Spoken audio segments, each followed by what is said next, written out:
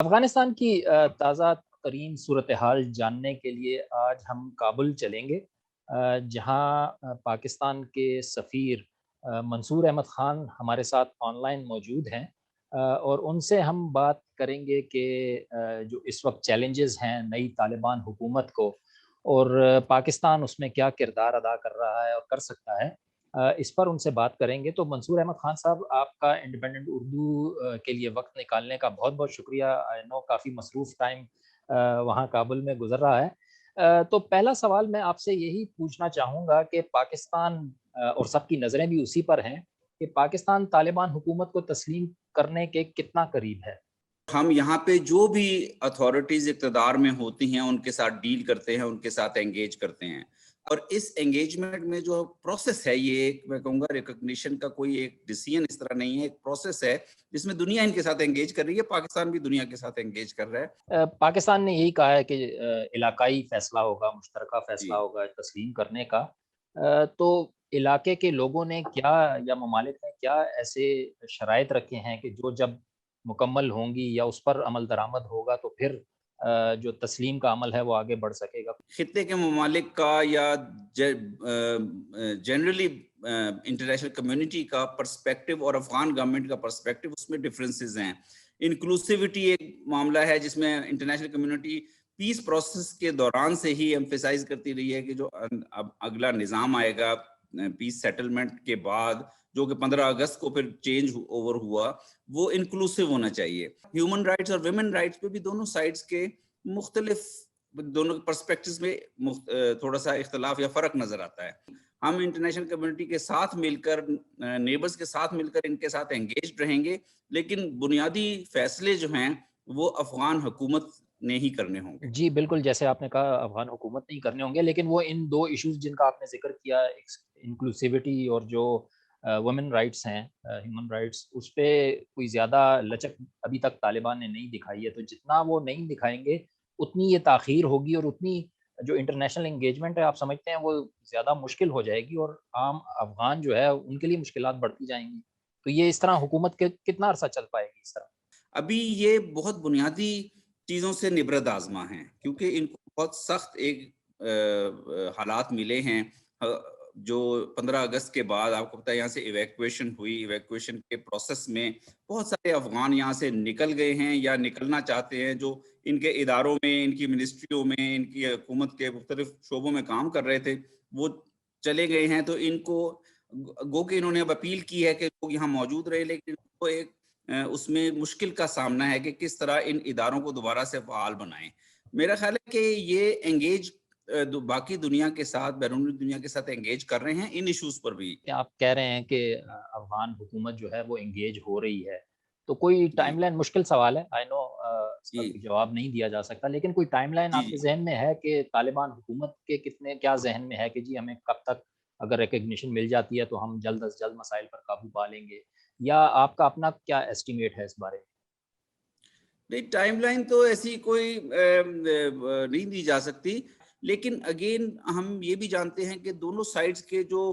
Point of view ہے یا جو پرسپیکٹو ہے، اس میں کافی فرق بھی ہے۔ تو میرا خیال ہے اس فرق کو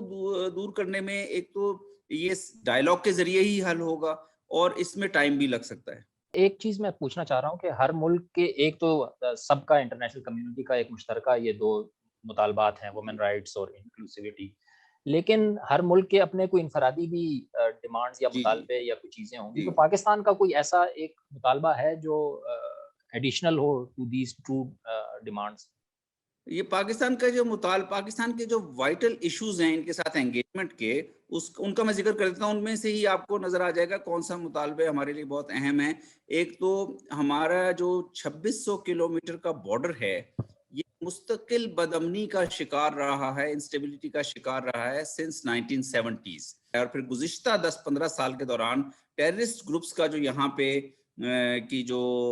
پرولیفریشن ہوئی ہے، جس میں پاکستان بیسڈ گروپس بھی، جو تحریک طالبان پاکستان ہے، وہ بھی افغانستان کے کچھ علاقوں کو یوز کرتی رہی ہے، اور کچھ وہاں پہ ٹیررزم پاکستان میں کرتی ہے۔ اسی طرح دوسرے نیبرز جو ہیں، جس میں چائنا ETIM کی بات کرتا ہے،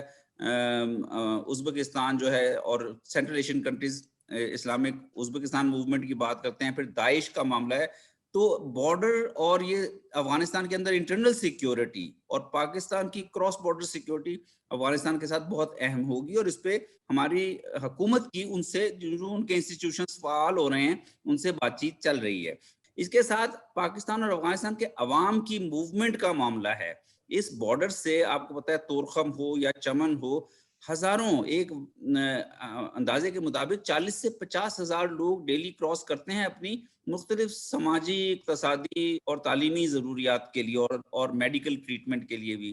تو اس کا نظام بھی کافی افیکٹ ہوا ہے گزشتہ 15-20 سالوں میں، ٹیررزم جو ہوا بارڈر، اکراس بارڈر ٹیررزم۔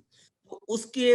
اس وقت ہماری یہ کوشش ہے کہ افغانستان کے ساتھ اس موومنٹ کو بھی فیسیلیٹیٹ کرنے کے لیے، اور اس موومنٹ کو ٹوٹلی ڈاکومنٹڈ بنانے کا ایک نظام ہونا چاہیے، جس میں کچھ مشکلات بھی ہیں لیکن ہم اس میں آگے بڑھ رہے ہیں۔ تیسری جو ہمارا جو بنیادی نقطہ ہے، اور وہ بھی بہت اہم نقطہ ہے، وہ ہے افغانستان کے ساتھ اقتصادی تعاون۔ ایک بائیلیٹرل پروجیکٹ ہے، چائنا پاکستان اکنامک کوریڈور۔ جب آپ سی پیک سے کنیکٹیوٹی کی بات کرتے ہیں تو مقصد یہ ہے کہ جو افغانستان کو پاکستان کے ساتھ لنک کرنا ہے، تو یہاں پہ جو مختلف پروجیکٹس ہیں ریلوے کنیکٹیوٹی کے، انرجی کنیکٹیوٹی کے، آپ کوئٹہ کندھار موٹر ویز اور ریلویز ڈیولپ کر سکتے ہیں، آپ پشاور جلال آباد کابل موٹر ویز اور ریلویز کے نئے پروجیکٹ لا سکتے ہیں، آپ اسی طرح انرجی کنیکٹیوٹی دونوں ملکوں میں لا سکتے ہیں۔ تو اس میں ہم تمام انویسٹرز اور تمام دنیا کے ممالک کی پارٹیسپیشن کو سمجھتے ہیں مثبت ہوگی۔ تو جہاں تک سی پیک کی کنیکٹیوٹی ہے، سی پیک میں شمولیت نہیں ہے، سی پیک کی کنیکٹیوٹی ود افغانستان، وہیں دنیا کے اور ممالک اور آرگنائزیشن کے ساتھ کے لیے بھی انویسٹمنٹ کے مواقع موجود ہیں۔ ابھی میں جب افغانستان آپ کے پاس آیا تھا تو اس وقت بھی یہ لنڈی کوتل تک جو ریلوے لائن ہے وہ تو تباہ ہو چکی ہے بالکل، اس کا تو حال بہت خراب ہے، اب وہ کیسے دوبارہ بنے گی وقت بتائے گا۔ لیکن میرا ایک سوال یہ بھی ہے آپ سے کہ سنا ہے پاکستان نے افغان فوج کی تربیت اور جو افغان کرنسی ہے وہ بھی چھاپنے کی پیشکش کی ہے، تو کیا وہ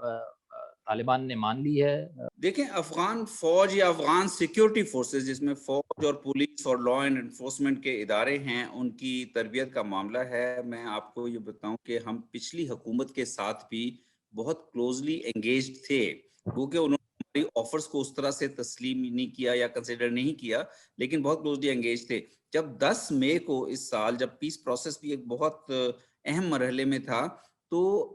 جنرل باجوہ، ہمارے chief of army staff general Qamar Javed Bajwa اور D G I S I یہاں آئے تھے انہی معاملات کو، ٹرانزیشن کے معاملات کو ڈسکس کرنے کے لیے۔ تو جناب اشرف غنی صاحب کی اعلیٰ قیادت کے ساتھ جو میٹنگ ہوئی تھی، اس میں ہم نے یہ آفر بڑے زور اور شد و مت کے ساتھ ریٹریٹ کیا تھا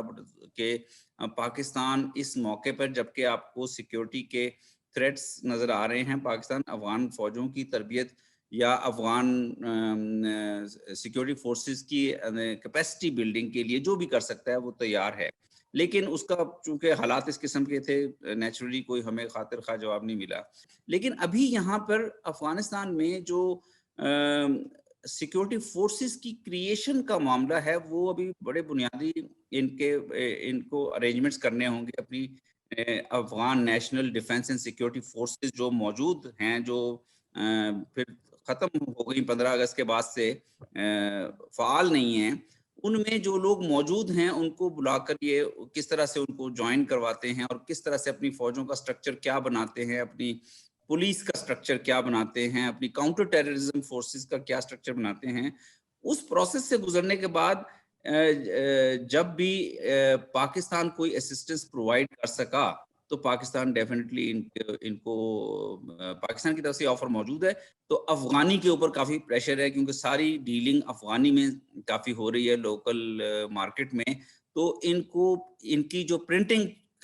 باہر کے ممالک سے ہوا کرتی تھی، اس پہ ابھی افغان حکومت کو فیصلہ کرنا ہوگا، لیکن ابھی اس پہ کوئی اس قسم کا فیصلہ نہیں ہے کہ یہ کہاں سے پرنٹ کروائیں گے۔ ایک میرا سوال وہی ٹی ٹی پی کا آپ نے ذکر بھی کیا، جو شدت پسند ہیں، اور وہ ہیں جب سے طالبان حکومت آئی ہے کہا جا رہا ہے پاکستان میں ان کے حملوں میں اضافہ ہوا ہے، تو آپ کتنے مطمئن ہیں کہ اب یہ حملے جو ہیں افغانستان سے نہیں ہو رہے؟ خود پاکستان کے اندر جو اگر کوئی ان کی فورسز موجود ہیں، بندے موجود ہیں، وہ کر رہے ہیں۔ تو یہ ایک ایسا ایشو ہے جس پہ پاکستان اور افغانستان کو